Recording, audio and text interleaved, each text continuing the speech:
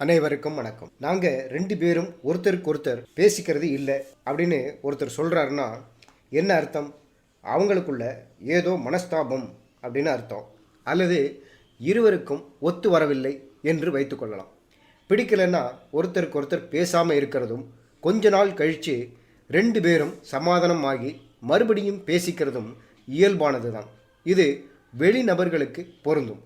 இதே உறவுகளுக்குள் குறிப்பாக கணவன் மனைவிக்கு பொருந்தாது.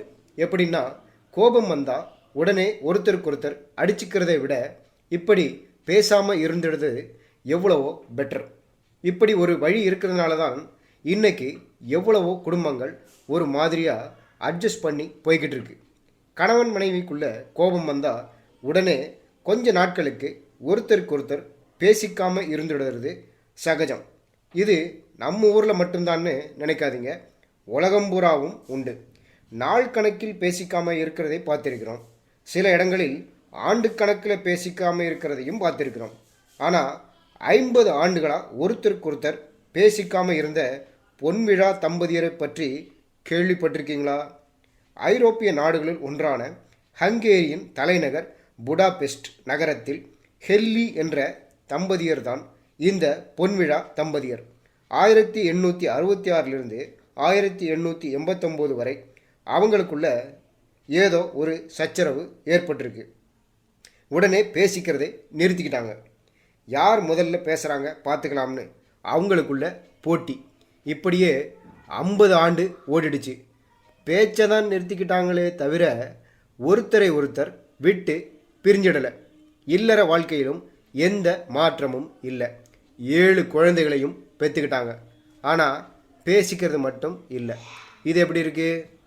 புகழ்பெற்ற பிரெஞ்சு எழுத்தாளர் விக்டர் ஹியூகோவின் மகள் அடலிங் 65 ஆண்டுகளாக யார் கூடவும் பேசலையாம். என்ன காரணம் தெரியுமா? அந்த பெண் தன் 20வது வயசில் ஆங்கில மத குருவின் பிள்ளையான ஆல்பர்ட் பின்சன் என்பவனை காதலித்து கல்யாணம் பண்ணிக்கிட்டான். கொஞ்ச நாளில் அந்த பையனுக்கு இவளை பிடிக்கலை, வெறுத்து ஒதுக்கினான். உடனே இந்த பெண் ரொம்பவும் நொந்து போய் அப்பா கிட்ட வந்து, நான் சாகிற வரைக்கும் யார்கிட்டவும் பேச போகிறதில்லை என்று கூறி சபதம் எடுத்துக்கிட்டாளாம். அதே மாதிரி அவள் சாகிற வரைக்கும், அதாவது 65 ஆண்டுகளாக யார் கூடவும் பேசவே இல்லையாம். இது ரொம்பவும் ஆச்சரியமாக இருக்குல்ல?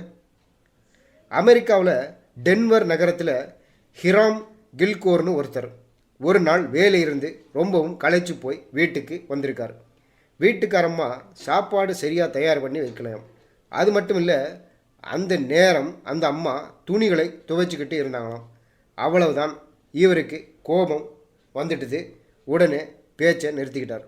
எவ்வளோ காலமாக தெரியுமா? 21 ஆண்டு. லாஸ் ஏஞ்சல்ஸ் எவா வில்மர்னு ஒருத்தர் தன் மனைவிக்கு திருமண ஆண்டு விழா பரிசு ஒன்றும் வாங்கி கொடுக்கலையாம்.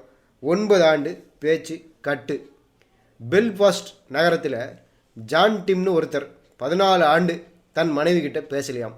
இது மாதிரி காரணத்துக்கெல்லாம் நம்ம ஊரில் பேச்சை நிறுத்துறதுன்னு ஆரம்பித்தா அவ்வளவுதான், பல வீடுகளுக்கு பாஷையே தேவைப்படாமல் போயிடும். சரிதானே? நன்றி.